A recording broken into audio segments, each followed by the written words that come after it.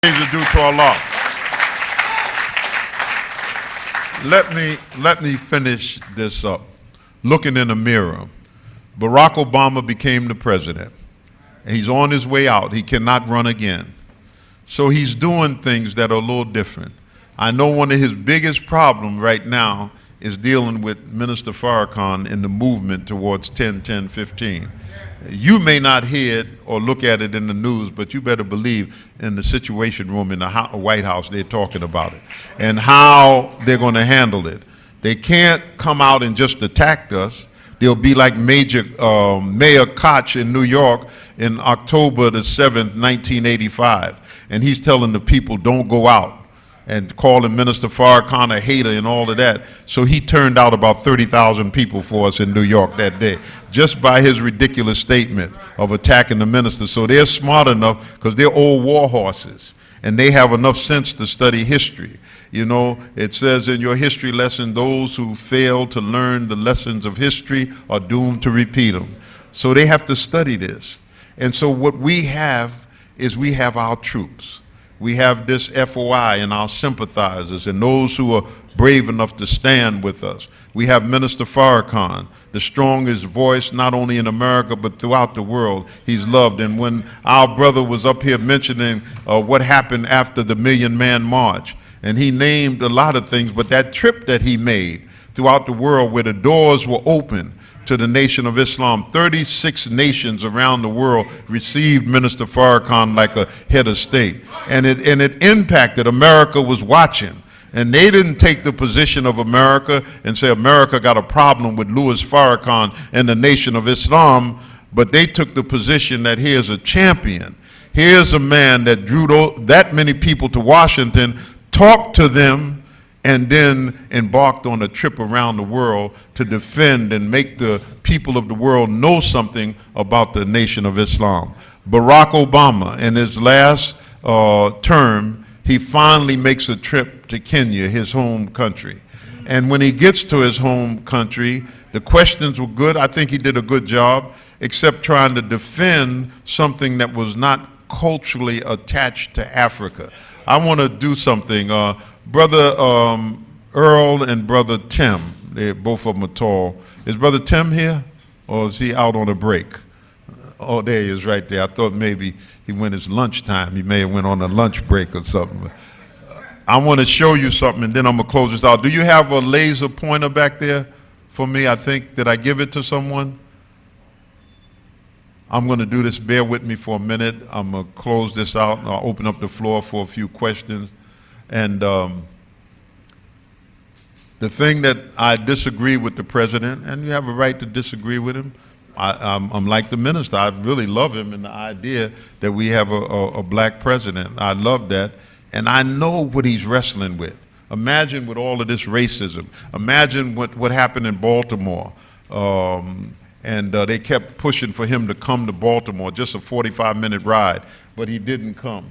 Brother, maybe y'all can come up here on the stage so that people can see it. I want to, I just want to, we don't have it? No, I put it in my pocket. Yeah. I want you to just bear with me a minute. You know that I love this, and I try to do it around the country because in schools today, there's very little knowledge of Africa. Back up, and after the minister sent me there, and I lived there for 15 years, and I've been blessed to travel to 44 of the 54 African countries. And when the minister went, we went all over Africa, you know, from Libya to Egypt to Chad, Sudan. I mean, we went all over Ghana, West Africa, and so forth. But here's what I wanted to make the point, that Barack Obama went to Kenya and he met with Uhuru Kenyatta, who is the president of Kenya, who is the son of Jomo Kenyatta, who led Kenya to its independence in 1963. A beautiful picture of him on the Muhammad Speaks. Those brothers who were in the Over the Hill gang, we remember that beautiful picture when they were independent. But President Barack Obama family is from Kenya, and his father is from the western part of the Kenya. He's a Luo. The dominant group in Kenya is the Kikuyus. And during their liberation struggle, they called them blood eaters, and they were savages. The British really put a job on them, but they were fighting for their liberation, and finally they became free. And what happened, and I want to give you this little scenario, I'll make it quick. When Kenya became independent, what Kenya had to do, they didn't have the capacity among their own people to run a government. So they had to send students away to school. And many of them, some of them went to Russia, it was during the Cold War, but a lot of them went to this little country here, not such a little country, it's called Uganda. And Uganda had a university there called Makerere University. And they went there. But the American government saw that they would lose Kenya in terms of siding with the West. So the Kennedy family got a plane, chartered a plane, and brought 100 young students to America. In that group was Barack Obama Sr. The rest is history. They dropped these students off all across America. He was dropped off in Hawaii, and the little white girl from Kansas moved to Hawaii to go to school, met this black African intellect, and fell in love with him, and the end results on the 4th of August, 1961, was Barack Obama, okay? So Barack goes back now. And in the debate, this is called cultural imperialism. It's more insidious than just the imperialists who conquered Africa. Cultural imperialism is where they rob you of your culture and implant their culture. So in the press conference, someone raised their hand and said about the homosexual community. And Barack talked about freedom, and then he equated the homosexual movement to the civil rights movement in America, which you should never do, and don't let no homosexual, I'm not talking against a homosexual, but don't let them talk about just like your injustice. You didn't come in the hold of a slave ship. You were not put on a plantation. So don't try to make it appear that you suffered as we suffered. See? So the Barack came up with this thing that having people have their freedom, you know. I tell them the other time, you can choose the way you want to go to hell, because God condemns that in the Holy Quran and the Bible. So, I mean, if that's what you want to do, that's your business. As Ice Cube said, to each his own. So if that's your lifestyle, fine. But don't try to impose that lifestyle on me. And that's what is happening in Africa. So they've even tied aid. Like America would give aid to a country, they say, but your record against homosexuals is not good, so you can't get the aid. That's cultural imperialism. And the African leaders, and there's a little country here that Minister Farrakhan built a mosque in, the Gambia. The president there is Yahya Jammeh, a Muslim. And Yahya Jammeh clearly said that we're not going to legalize homosexuality and promote that. It is against our culture. We don't do that. That's not us. And because it's hip and it's the thing that's going on in Western culture, that's your business. But don't bring it and try to implant it. So in Kenya, Barack Obama ran into the same thing. The strongest voices on the African continent against it has been Zimbabwe, Robert Mugabe. It has been Mills of Ghana, who passed away. He said it's not in our culture that we promote that kind of behavior. See? So now if you're in that lifestyle, that's your personal business. But don't go and propagate it like you're trying to make more homosexuals, and in order for people to be right and to be liberal and so forth, they have to be that. Even in the Black Lives Matters movement, there's a strong contingency of that, and they promote their ideas. And some people, you know, they just don't say anything. But any good pastor, any good imam that is afraid of it and stays away from it when he knows that it's haram, that it's not what we preach nor do we believe in, and we don't try to justify it. So Barack Obama ran into that storm when he was in Africa. Now I want to mention two other things, and then I'm going to close this out, and I thank you very much. We got to look in this mirror. We got to look in this mirror and see what we want to do. Our children, there's an attachment that has been broken. In the 60s and the 70s, we had a knowledge of the African continent. and the fact that we came from Africa. Yesterday we attended, or the day before yesterday in Washington, D.C., we attended a service for a freed black African who was a Muslim, Yaro Mahmoud. Thank you. They found where his house was in Georgetown. He came here in the hold of a slave ship. He was a Muslim. He held on to his faith and he was freed. And those of us who are into Islam, there's a new type of dawah work when you go to talk to people about Islam, because they don't know that much about it. But when you say that millions of the slaves that came here were Muslims, that rings a different kind of bell with them. Not a few 100,000, but millions were Muslims, because the slaves were taken from the west coast of Africa mainly, right here. In that area there, Christianity had not spread when the slave trade started. And you can start even as far north as Senegal. Mauritania is right above it, and come all the way down the west coast of Africa, and it was dominated by Muslims. And the most prized slaves, and you can read this, I'll give you books to read it in, the most prized slave, if you get a book called The Transatlantic Slave Trade. Yes, sir. And they documented where slaves came from and even the numbers.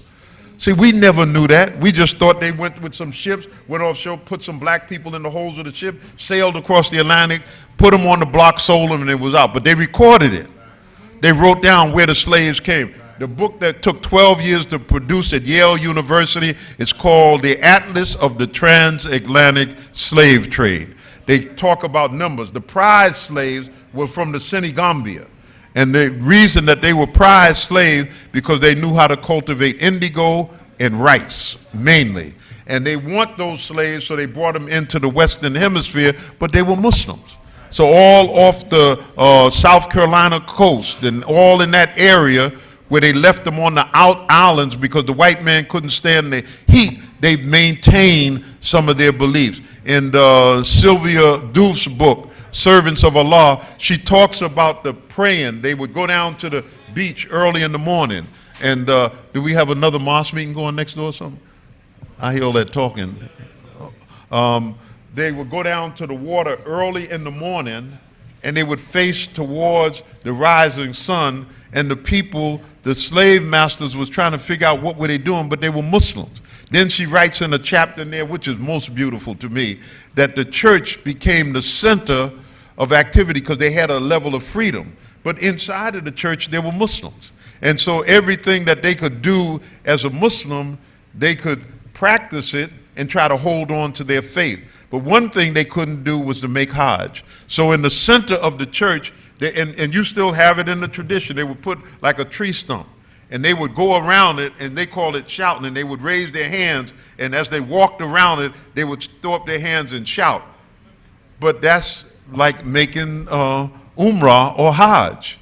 You walk around the Kaaba, and you shout Allahu Akbar when you pass the black stone. You may not be able to get in there to touch it.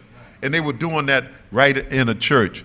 Then in 1837, one of the brothers, your arms tied? Do y'all need a rest?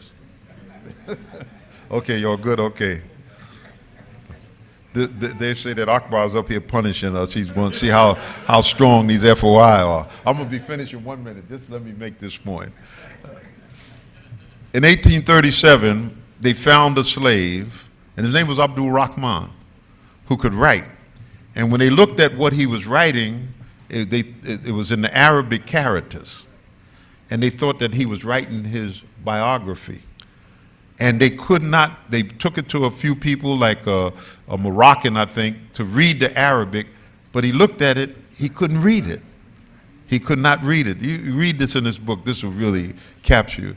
Then that writing, being that the owner of that plantation loved literature, it stayed around until about 1937. And then there was the Catholic, I think he was a Protestant or something. He was going to Nigeria to, you know, do work for the church. And this man gave it to him and said, when you get over there, see what this is. I think this slave was writing his story. And when they got over there, they gave it to a Hausa speaking Muslim, because in those days, Hausa was the language in most of Nigeria or West Africa in the language that the Muslims spoke, but they wrote in Arabic characters. Today they write in Western letters, but in those days they wrote in Arabic. He looks at it and he reads, he said, oh, this is how to make wudu, how to wash for prayer. And then they came to the conclusion that this Muslim realized that they would forget or they would not be taught how to make prayer. And he was showing the importance of prayer in a Muslim's life. Okay? You can't say what is a real contradiction if you say I'm a Muslim and you don't pray. That, you gotta pray. So he was concerned about them performing prayers, and he was writing it down so it could be passed on. And I'm giving you this because there are certain things that you have to know the roots of your culture and what you are. Why these other Muslims want to be arguing whether they should wear a jalabiyah and that we shouldn't shave cleanly, you know, and that if you don't make your sunnah prayers when you make your rakat, you know, the fajr prayers are what are necessary. It's farad, it's a must. And it's the 5 prayers a day. And while Muslims are arguing about that and, you know, I'm a better Muslim, the greatest danger when you say that I'm a better Muslim than another Muslim.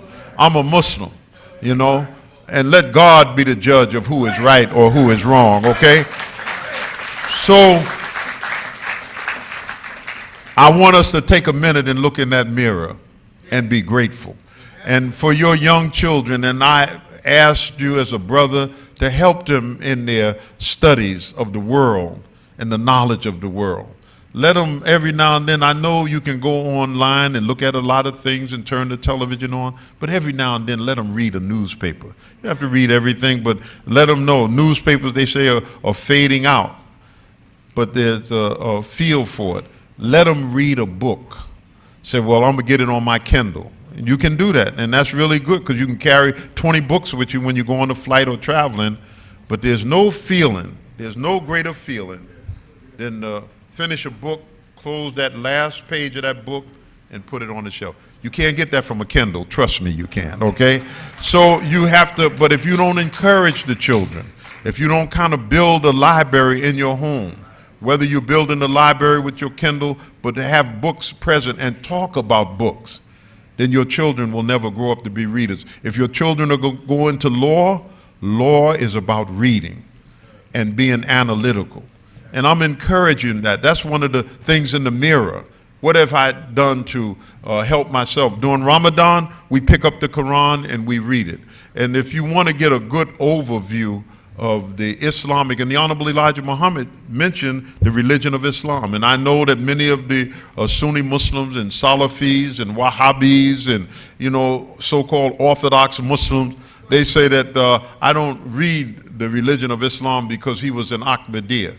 And you don't even know enough about Ahmadiyya even to say that. What did they believe in? Well, Ghulam Ahmed said that he was a messenger of God, you know. So you reject everything that he wrote. Maulana Muhammad Ali, you don't know about the split after Ghulam Ahmed died. And Muhammad Ali was one of the most brilliant scholars. The first translation of the Quran into English by a Muslim is Maulana Muhammad Ali, okay? And so Yusuf Ali came in 1934. This is 1917.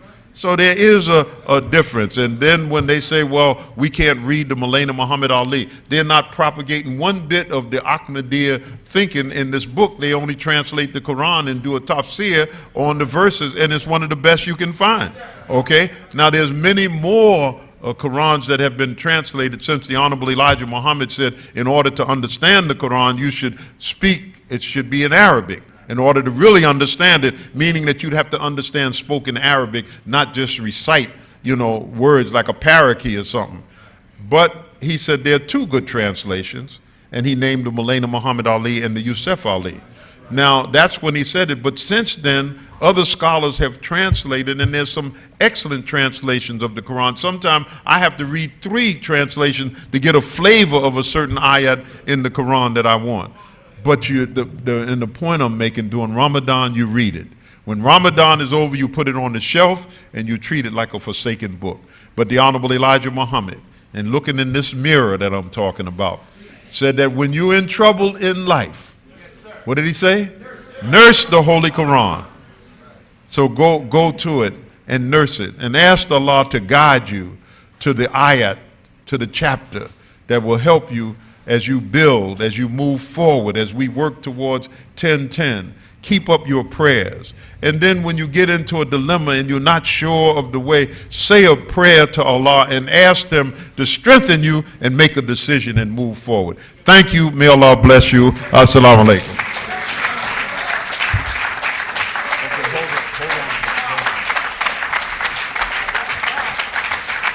All praise is due to Allah. Thank you very much. Thank you very much.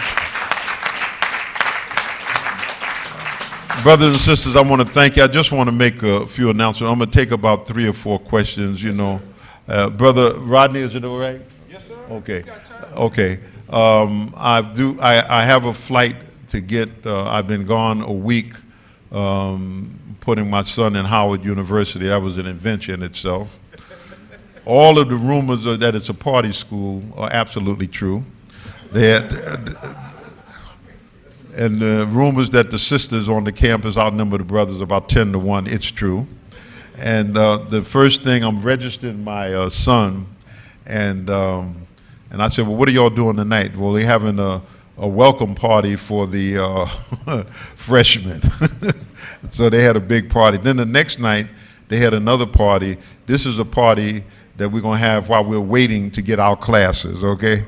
I said, my God. So I'm praying to Allah. I pray for him every morning. He'll be 19 in a couple of weeks. He's 6'4", and if you don't mind me saying it, he's very handsome and very smart, okay? So I'm praying for him, okay? And I used to tell the brothers, when you get on the campus, the best thing you can do is hold your flag up. So the sisters know that's one of them Muslim brothers. I ain't bothered with him. But that's what you have to do. But I want to mention this. These maps I brought from Africa, and in the back, Brother Howard has some of them. This map here, I didn't say anything about, but this is a map like, it shows you the countries, starting with Angola, Algeria, who were the presidents of the country, who was the colonial master of their population. Even right here, in 2011, Southern Sudan broke off from Northern Sudan, and they're in tremendous conflict right now. But it has the president, Salva Kiir, and it shows you. But if you go to any country, if you go to Nigeria, and look at all of the leaders that Nigeria have. In the old days, every 4 years there were a new leader in Nigeria, not by the vote, but by the gun. And but they just had an election, and believe it or not, it was a peaceful election. Maybe only 2,000 people were killed, which is a small number for Nigeria during an election. And Muhammad Buhari, a Muslim from the north, emerged as the new president. It has the strongest economy on the African continent. When Libya fell, it was South Africa only for a little while, and then Nigeria, with 170 million people, emerged as the strongest continent. Now I'm saying this, that when you have your children, and you're doing things with them, let them become familiar with the world. There was a plane that went down this morning in West Papua New Guinea. And some people will say Papua New Guinea, and if you put a world map up in front of them, could your child go to that map and point out Papua New Guinea? They probably couldn't. It's a black country, okay, in the South Pacific. And so when people have a feel for the world, when something is mentioned on the news or it's written on your internet or something, and you place the location in your mind, just like recently we had a tremendous problem in the Ukraine, or recently they found parts of the Malaysian airline M370, I think it was. They found parts of it, and they never said in Africa. Did they say in Africa? Anybody heard the report when they found that wing? But if you knew geography, you say they found it in Renoun. Renoun is a part of Africa ruled by the French. It's a little island down here. But geography and understanding the world, to me, is most important. And our children should know something about Africa. Ask them to name 5 African countries, they'd probably be lost. They may say, they used to, in the old days, they thought Egypt was a part of a place, that nondescript place called the Middle East. Egypt is a part of Africa. And all that you see in Egypt was built by black people. And so when you have a map up on the wall and you can go to your children and say, this is Egypt. The black people in the Upper Egypt, they call it. And the reason they call it Upper Egypt because the Nile flows north. And you can show them that the Nile starts in Uganda. And it meets the Blue Nile in Khartoum. And then it flows north into the Mediterranean Sea. See, that's good things that will stick with the children, but you got to take time to do it, okay? Don't let the television be your babysitter. And they got some madness on television. And one other thing I want to mention, the youth movement in the mosque is most important. And no elder should feel that it's competition with you. It's not. You're the elder. You share experience with them. You tell them war stories. Tell them how the history of the mosque in Philadelphia, how Malcolm used to come down here. Show them some of the letters that Malcolm would write to the Honorable Elijah Muhammad after a meeting. How many people accepted? We took up $200 in a donation. Those letters are available. But you got to take time with the children and the young people. You can become their mentors, their heroes. Because you went through it. You know that God is going to take you, so you pass the baton. Don't have them trying to snatch it out of your hand. You holding on, and they try to get it from you. And okay? And the enemy wants to create a clash between the elders and the young people. Right now, he's where I saw it clearly in Ferguson. A clash. Getting the young people to disrespect the elders and say, those old people, they don't know nothing. You can't do what the youth can do. You know, they used to have a march out there. We were marching in Ferguson, and one of the battle cries, we're young, we're strong, we'll march all night long. And I'm in the line, I'm looking, and I said, I'm old, and I'm old, and I'm tired, and 9:30 is my bedtime. But you gotta get the young people, get them out there, cultivate them, encourage them, and pass on wisdom to them. You understand? Tell them the mistakes that you made. We could have did it better. But don't let them divide you from the youth at this time. And they're attempting to do it across this country. The beautiful part about Minister Farrakhan, he sat down with those young people. I mean, and to my amazement, some of them 25 years old had never heard Minister Farrakhan. You see how they get into things? Let me just say this, and then I promise you I'm going to take these questions and close. In the old days, we had radio stations. Philly is an example. But on that radio station, there'd be a time that you would hear gospel, you would hear, blues, and you would hear what we call rhythm and blues, okay? But you would hear it on one station, so you got a mix. But when they begin to separate it, all gospel, all hip-hop, all jazz, okay? It made people stick to wherever they were, and they didn't share what was on the other station. So there's certain things that they don't hear, and even within the struggle. Julian Bond died. Now people, Brother Minister Rodney mentioned this morning, some people and the young people were grappling, well, who is he? What did he do? Okay? But the one thing in my mind that sticks out that he did, he went to see the Honorable Elijah Muhammad when he was trying to bring a delegation to the 1968 convention in Chicago, the Democratic Convention. They had no money, the Alabama and Georgia delegation, and he went to the home of the Honorable Elijah Muhammad, and the Honorable Elijah Muhammad financed him. And Brother Rodney, if you get a chance in any shot that you make to speak, bring that up. Yes, Julian Bond didn't say, I'm a Christian and I'm worried about what white folks think if I go see the Honorable Elijah Muhammad. He didn't think like that. He thought for the good of the masses of black people, and he wanted to get that black delegation to Chicago for that convention so that they could be present. And he went to the Honorable Elijah Muhammad, and the Honorable Elijah Muhammad financed it. So I'm just saying that it's things that you have to know, so don't let there be a divide. Now those that know that, you talk to the young brothers and sisters about it, and keep them in the loop of things that they did not experience and share it with them. So I wanted to say that. I'm going to take these questions. Who has questions? How many questions? No questions? That's excellent. I can close this out. Yes, I got one. Do I see one sister? Okay, one question here. Wa alaikum salam. All praise is due to Allah. All praise is due to Allah.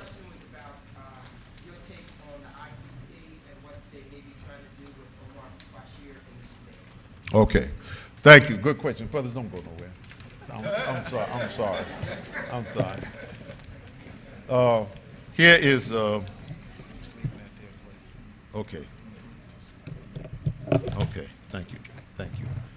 Thank you. They're trying to tell me about my flight and getting to this airport. Here's the Sudan. It was the largest land area country in all of Africa at that time with 38 million people, okay? But it had more land. It was minimally rich.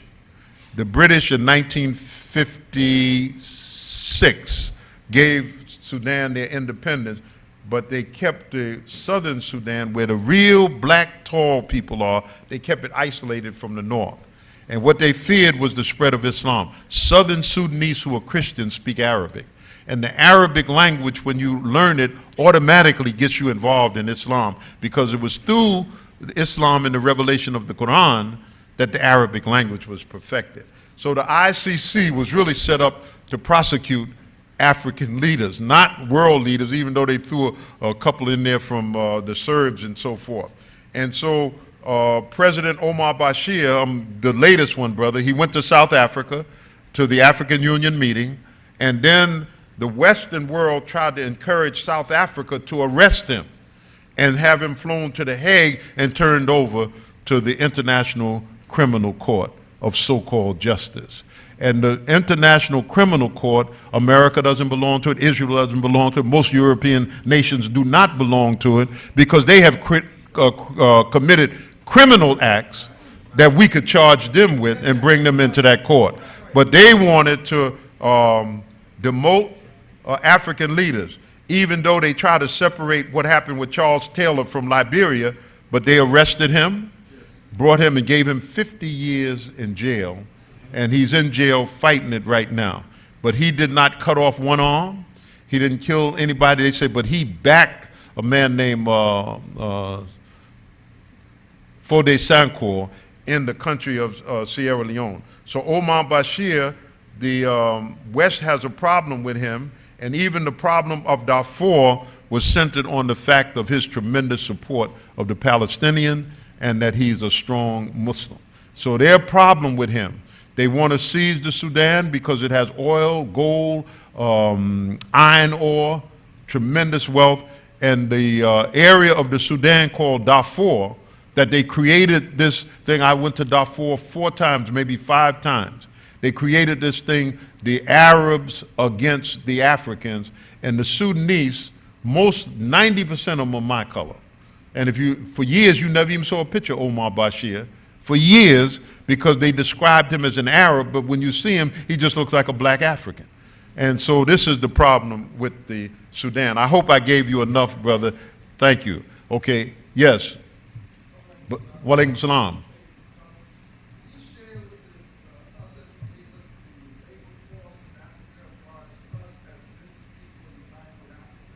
Thank you. I'm gonna put it in your arena. You know, if we can bring, and the hip hop artists are on their way, if we can bring them to a level of consciousness. Anybody here know what the Magic Show is in Las Vegas? Okay, okay, the Magic Show.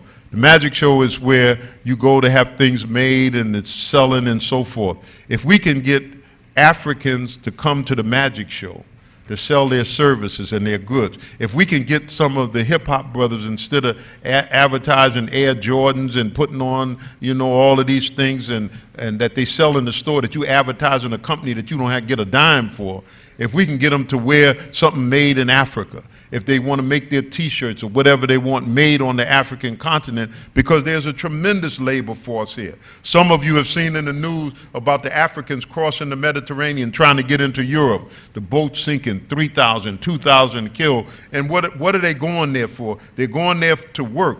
But if we can create a dynamic on the African continent for manufacturing and selling things to our Africans in the diaspora throughout the world, then you connect with Africa and not feeding your money to the Chinese or the Europeans as we have done for years. And this becomes because of the lack of knowledge of self, that you got to support yourself. Nobody else is going to support you. But there's a tremendous potential in Africa, and as I mentioned, Brother Earl, in this country right here, Tanzania, in a place called Wanza is where his gold mine is. And so Brother Ron made an excellent suggestion that we take a business delegation. I know you want to visit the slave dungeon and do that, but if you got business ideas, then let us take a business delegation to Africa to see if you can find your niche. And we hope that we can do that, especially with Minister Farrakhan calling for this boycott. Yes.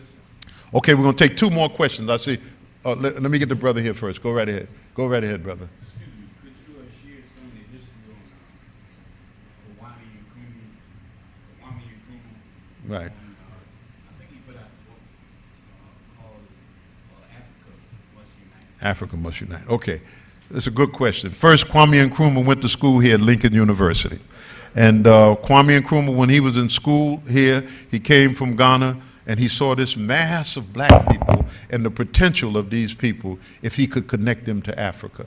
One of the brothers who moved to Africa and became a citizen of Ghana, Dr. Robert Lee, him and his girlfriend went to the chapel to hear Kwame Nkrumah speak. They saw a sign on campus, lecture on Africa by Kwame Nkrumah, who was from Ghana. And Kwame Nkrumah, that lecture blew his mind. Things that he never even thought of. And so Kwame Nkrumah finished his education, went home. He's the one that led Ghana to its independence on March 6, 1957.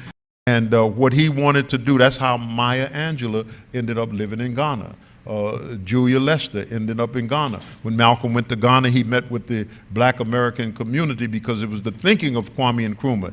Him and Gamal Nasser, the president of Egypt, and Sekou Touré, the president of Guinea, they're the ones that talked about Africa uniting, becoming a United States of Africa. So Kwame Nkrumah pushed that idea, and that's how he ended up writing the book that you're talking about, Africa Must Unite. And Africa uniting is the survival of Africa. And when Muammar Gaddafi began to push the idea of the African Union, and he moved it forward, he said, this is nothing new. It said, I'm only taking a page from Dr. Kwame Nkrumah, Gamal Nasser, Sekou Touré, and others, Keita of Mali, that we must unite Africa. So he has a long history, brother, but I'm just giving you a brief little thumbnail sketch of it. I saw this will be our last question, unless there's a sister. Yes. Wa alaikum salam.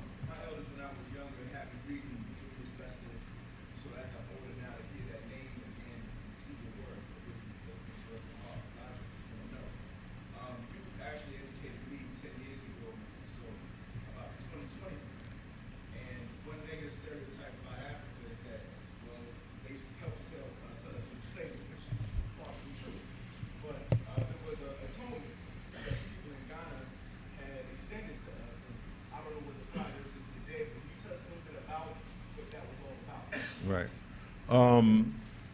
In 1992, there was a conference in Senegal. And in response to that conference, and they were talking about reparations and Africans in the diaspora.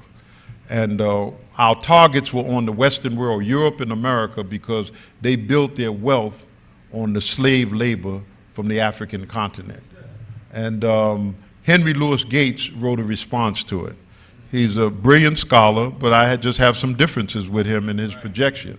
And he wrote in that op-ed in the New York Times that if we want reparations, we should start with the Africans who sold us into slavery, okay? So you have to understand that history. Did they sell us into slavery? Yes, they were involved in it, but they were always involved in slavery.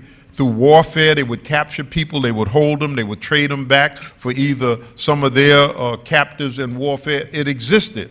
They had no idea what the chattel slavery created by the Western world would do to us as a people. No idea. And plus, they were bull baiting us. Bull baiting is you hold out a red cloth for the bull, and the bull, who can't half see anyway, thinks he sees something and he charges it, and you move it and there's nothing there. They were bull baiting you off the fact of your attack to get money from the Western world, which is legitimate. Reparations is legitimate. And they wanted you to redirect your focus, and some of us bit on that, and we start talking about, well, they sold her. You probably one of them Africans that sold me into slavery. No, if we got a problem with them, and they're poor, raggedy, and trying to get themselves together, but the wealth is in the West that we built. And so why would you turn now and go against your brother when you should be going against those that built their wealth off dragging us out of Africa in the holds of slave ships and robbing the natural resources from the African continent? So no, and if we got a beef with them over their work doing slavery, then after we deal with this white man, we'll deal with them. Thank you very much. So, brothers and sisters, I see Jamil. Are you my timekeeper, or you just want to get me off?